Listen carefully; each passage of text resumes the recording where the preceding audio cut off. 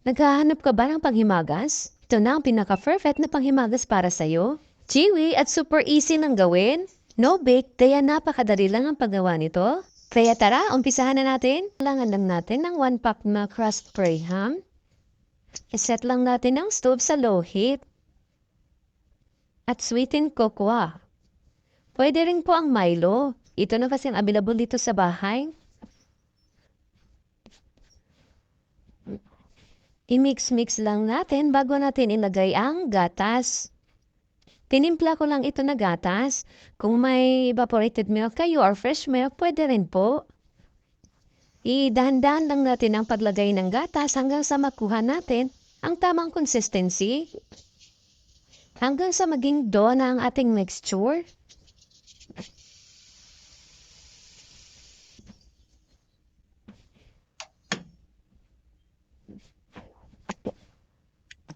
Ang ganitong consistency ay tama na para sa akin.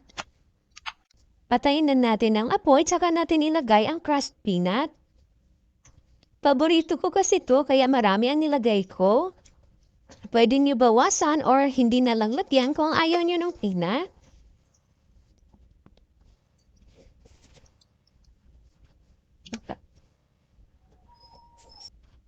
Dito sa lalagyan, naglagay lang ako ng parchment paper.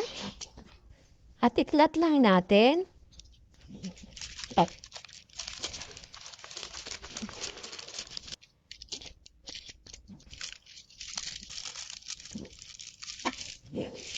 Ibalot lang natin sa parchment paper para hindi mag-dry.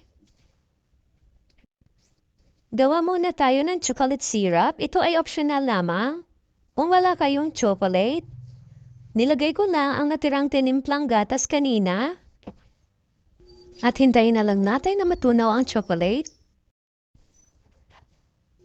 Ayan, pwede na. At ito na ang chocolate syrup natin.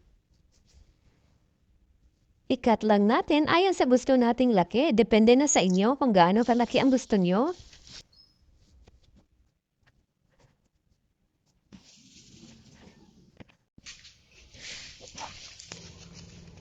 Ilagay muna natin sa ref ng 2 to 3 hours para mag-set. Ayan, may masarap na tayo na pang merienda at panghimagas. At tsak na matatakam ang mga chikiting nyo dito. At palagi nilang ire-request pambawon sa school. Maganda rin ito pang regalo at pwede rin gawing pang negosyo. Tara, tikman na natin. Talaga namang ang sarap at sakto lang ang tamis. Maraming salamat hanggang sa susunod po.